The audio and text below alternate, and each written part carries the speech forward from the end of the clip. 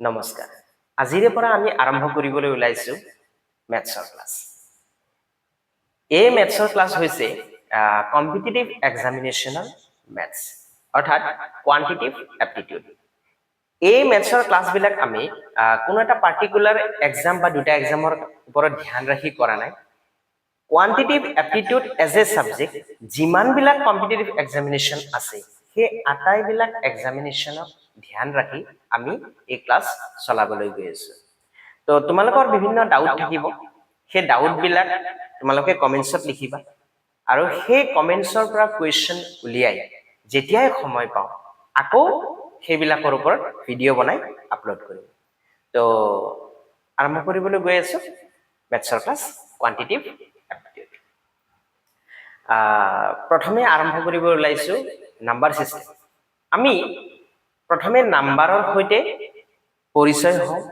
নাম্বাৰৰ ক্লাসিফিকেশনৰ সৈতে আমাৰ মেথছৰ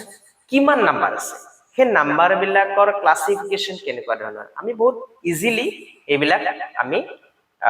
ক্লাসিফিকেশন কৰিম আৰু ইজিলি আমি বুজিবৰ কাৰণে আমি চেষ্টা কৰিম কৰবাত কিবা টান পালে তোমালোকে কমেন্টছত লিখিবা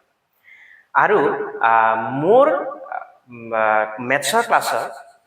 আৰম্ভণিৰ এটা নিয়ম মই নিজে বান্ধি ৰাখিছো হেয়া হৈছে প্ৰতিটো ক্লাছৰ আৰম্ভণি শ্ৰীমদ ভগৱত গীতাৰ শ্লোকেৰে আৰম্ভ হ'ব ইয়াৰ কাৰণ এইটোৱে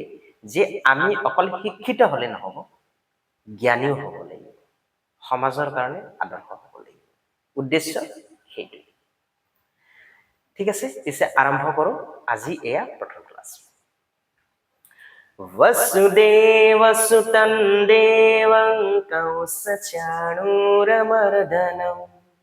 देवकी परमानन्दं कृष्णं वन्दे जगद्गुरुं श्रीकृष्णं वन्दे जगद्गुरुं जय श्री कृष्ण नंबर सिस्टम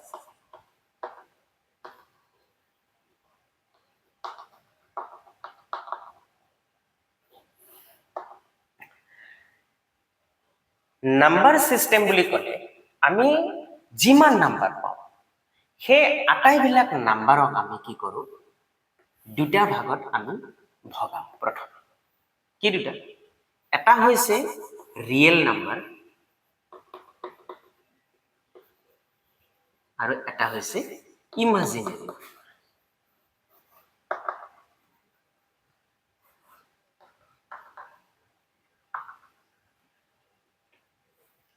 এটা হৈছে ৰিয়েল নাম্বাৰ এটা হৈছে ইমাজিনাৰী নাম্বাৰ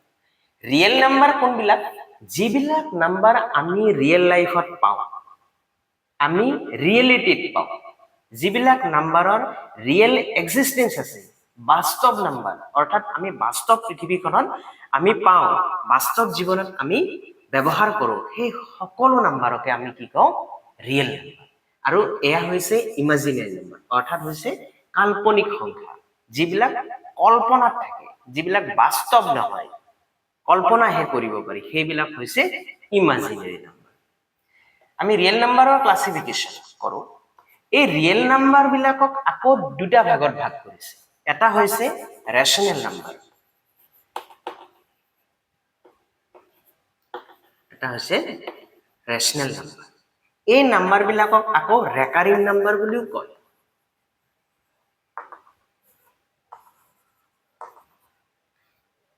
এইবিলাক আকৌ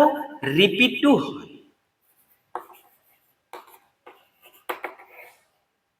ওকে ৰিপিট হয় এই নাম্বাৰবিলাক ৰিপিট কি হয় কেনেকৈ হয় পিছত দেখুৱাম প্ৰথমে এইটো বুজিলে হ'ল এইবিলাক নাম্বাৰ হৈছে ৰেশনেল নাম্বাৰ এই ৰেশনেল নাম্বাৰৰ বৈশিষ্ট্য কেনেকুৱা ৰেশনেল নাম্বাৰৰ বৈশিষ্ট্য হ'ল ইহঁতক p/q ফৰ্মত লিখিব পাৰি ওকে মই p/q টো ইজিলি বনাই দিছো p/q ফৰ্মত ইহঁতক লিখিব পাৰি যেনে 1/5 1/6 2/9 3/5 7 যদি মই কওঁ 7ক p/q ফৰ্মত লিখিব পাৰি নে পাৰি কাৰণ 7ৰ তলত 1 এটা আছে আমি জানো ঠিক তেনেকৈ 8/1 ঠিক তেনেকৈ 11 থাকিলে 11/1 অৰ্থাৎ এইবিলাক গোটা সংখ্যা বিলাকো হৈছে p/q ফৰ্মত লিখিব পৰা ৰেশনেল নাম্বাৰ নেক্সট ৰেশনেল ৰিয়েল নাম্বাৰৰ এটা ভাগ আমি পালো ৰেশনেল নাম্বাৰ আনটো ভাগ আমি পাম ইৰেশনেল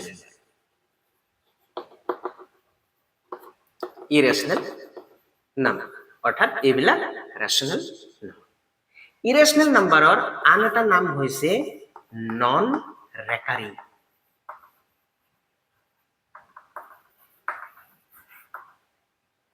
ওকে নন ৰেকাৰিং এইবিলাকৰ আন এটা নাম হৈছে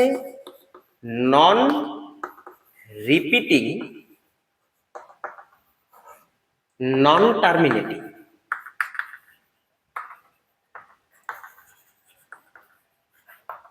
ওকে ইৰেশনেল নাম্বাৰ অৰ্থাৎ ইহঁতক p/q ফৰ্মত লিখিব নোৱাৰে এই নাম্বাৰ বিলাক কেনেকুৱা ধৰণৰ হ'ব সাপোজ 1.342197215 এনেকে গৈ আছে প্ৰথম কথাটো হ'ল এই নাম্বাৰ বিলাকৰ কোনো সিকোয়েন্স নাই 3 পিছত 4 ওলাইছে 4 পিছত 2 ওলাইছে 2 পিছত 1 ওলাইছে আকৌ 9 ওলাইছে 7 মানে কোনো সিকোয়েন্স নাই স্পেসিফিক কোনো সিকোয়েন্স নাই দ্বিতীয় কথাটো হ'ল ইহঁতৰ কোনো ৰিপিটেশন নাই সৰি ইহঁতৰ কোনো টাৰ্মিনেটিং নাই অৰ্থাৎ ইহঁত শেষ নহয় 6 ওলাইছে 6 এৰ পিছত আৰু কিবা ওলাব এনেকে গৈ আছে মানে ইহঁত শেষ নহয় ঠিক আছে তো এই নাম্বাৰ বিলাক হ'ব ইৰেশনেল নাম্বাৰ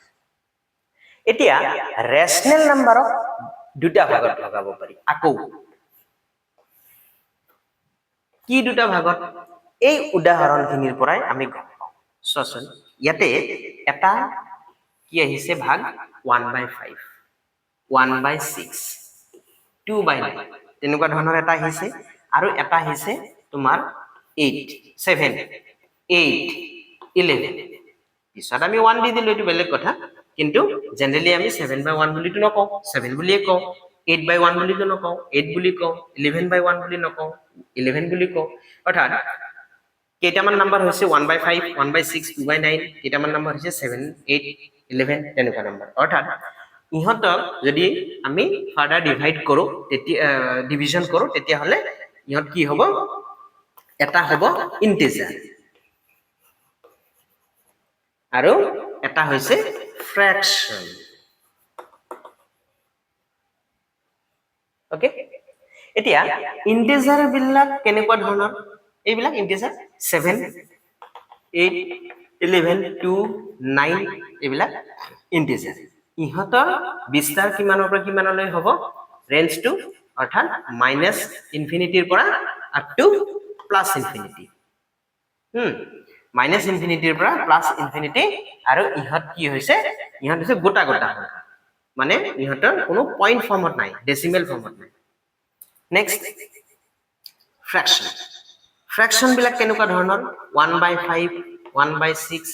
2/9 এনেকুৱা ধৰণৰ ফ্ৰেকশন বিলাক এতিয়া এই ইন্টিজাৰ বিলাকক আকৌ দুটা ভাগত ভগাব পাৰি কেনেকে এই ইন্টিজাৰ বিলাক হৈছে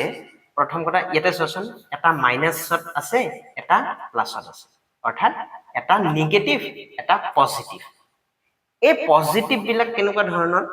পজিটিভ বিলাক হ'ব তোমাৰ 0 ৰ পৰা আপ টু ইনফিনিটি অৰ্থাৎ হোল নাম্বাৰ এটা হৈছে হোল নাম্বাৰ আৰু এটা হৈছে নেগেটিভ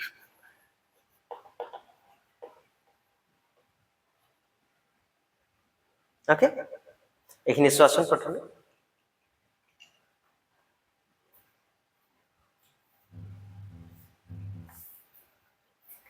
এতিয়া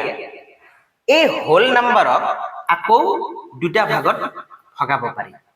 কি দুটা ভাগত ভগাব পাৰি এটা হৈছে তোমাৰ 0 আনটো হৈছে 1 ৰ পৰা আপ টু ইনফিনিটি লৈকে সেইখিনি নাম্বাৰক মই কি কম নেচাৰেল নাম্বাৰ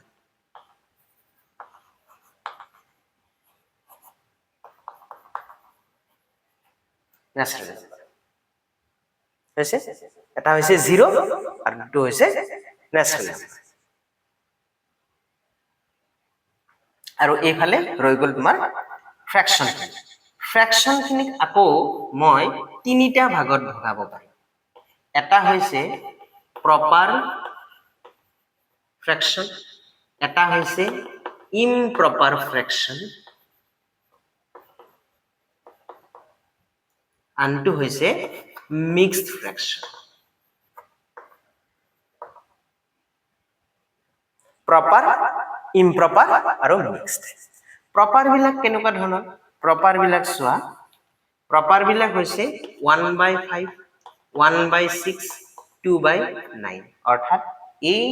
নাম্বাৰ বিলাকত কি আছে নিউমাৰেটৰটো ডিনোমিনেটৰতকৈ সৰু অৰ্থাৎ ওপৰৰটো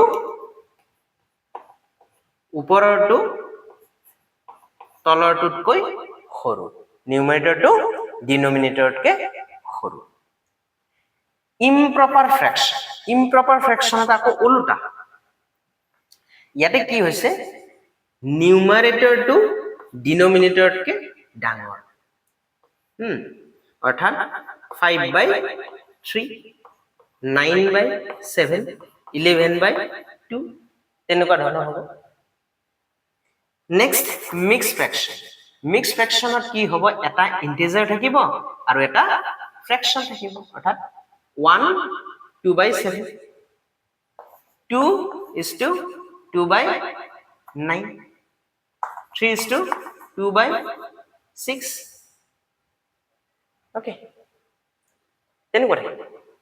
অৰ্থাৎ এটা প্ৰপাৰ ফ্ৰেকশ্যন এটা ইমপ্ৰপাৰ ফ্ৰেকশ্যন এটা হৈছে মিক্স ফ্ৰেকশ্যন এইবিলাক বহুত ইজি হয় তোমালোকে জানা তথাপিও মই আজি ৰিপিট কৰি দিছো এতিয়া নেক্সট 0 আৰু নেচাৰেল নাম্বাৰ এই যে আছে ভাগটো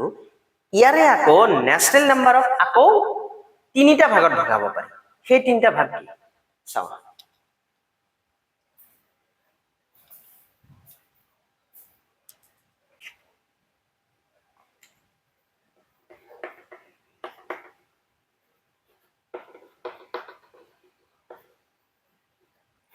নেচাৰেল নাম্বাৰক আমি আকৌ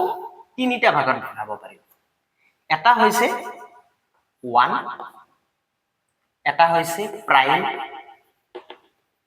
এটা হৈছে composite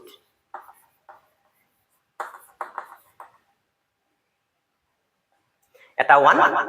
next to prime next to composite 1 ৰ কোনো বিশেষ হেৰি নাই 1 টো প্ৰাইমো নহয় কম্পোজিটো নাই নহয় সেয়ে 1 ক আমি এক্সট্ৰা কৈ ৰাখিছো এতিয়া প্ৰাইম নাম্বাৰ কোনবিলাক প্ৰাইম নাম্বাৰ সেইবিলাক হ'ব যিবিলাক নাম্বাৰৰ দুটা ফ্যাক্টৰ এটা হৈছে 1 আৰু নেক্সট এটা হৈছে সেই নাম্বাৰটো নিজে হল 1 সকলো নাম্বাৰৰে ফ্যাক্টৰ হয় এতিয়া ফ্যাক্টৰ কি ফ্যাক্টৰ মানে হল যিবিলাক নাম্বাৰেৰে কোনো এটা পাৰ্টিকুলাৰ নাম্বাৰক ডিভাইড কৰিব পাৰি সেই নাম্বাৰটো কম আমি ফ্যাক্টৰ অৰ্থাৎ এটা নাম্বাৰ সাপোজ 5 টো প্ৰাইম হয় নে নহয় আমি যদি চাও তেতিয়া হলে আমি কি চাব লাগিব 5 ক কিৰে ডিভাইড কৰিব পাৰি 1 ৰে ডিভাইড কৰিব পাৰি কাৰণ 1 ৰে সকলোকে ডিভাইড হয় এটা হৈছে 1 আৰু নেক্সট 2 ৰে ডিভাইড কৰিব পাৰি নেকি 2 ৰে 5 ক নোৱাৰি 3 ৰে পাৰি নেকি নোৱাৰি 4 ৰে পাৰি নেকি নোৱাৰি 5 ৰে 5 ক পাৰি একবাৰ যাব 5/5 1 এবাৰ যাব অৰ্থাৎ 5 ৰ কেইটা ফ্যাক্টৰ পালো দুটা ফ্যাক্টৰ এটা 1 আৰু নেক্সট টু কি হৈছে 5 নিজেই অৰ্থাৎ 5 টু 1 আৰু 5 হৈছে 5 ৰ ফ্যাক্টৰ অৰ্থাৎ 5 হৈছে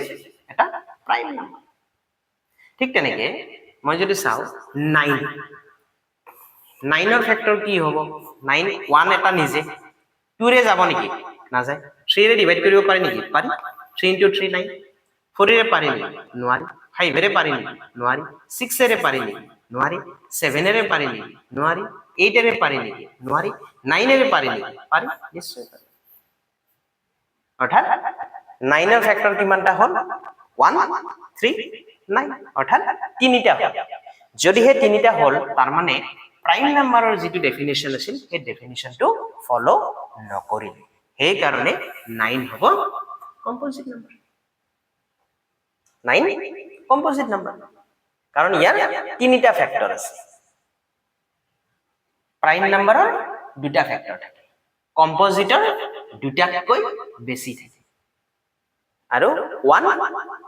1 টো এই কাৰণে প্ৰাইম বা কম্পোজিট নহয় কাৰণ 1 ৰ অকল এটাই ফ্যাক্টৰ আছে 1 নিজে প্ৰাইম নাম্বাৰ হবলৈ কেইটা ফ্যাক্টৰ লাগে দুটা ফ্যাক্টৰ লাগে কম্পোজিট হবলৈ দুটাতকৈ বেছি ফ্যাক্টৰ লাগে অৰ্থাৎ 1 ৰ সেই দুইটা গুণেই নাই সেই কাৰণে 1 প্ৰাইমো নহয় কম্পোজিটো নহয় ঠিক তেনেকৈ আৰু আমি চাওঁ বাৰু প্ৰাইম নাম্বাৰ কি কি আছে 2 হৈছে আটাইতকৈ সৰু প্ৰাইম নাম্বাৰ আটাইতকৈ সৰু স্মলেষ্ট প্ৰাইম নাম্বাৰ আৰু দ্বিতীয় কথাটো হৈছে only even prime number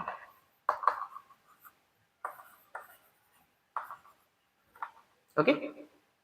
only even prime number এটা ইভেন প্ৰাইম নাম্বাৰ আছে সেইটো হৈছে 2 আৰু সেইটো হৈছে স্মলেষ্ট প্ৰাইম নাম্বাৰ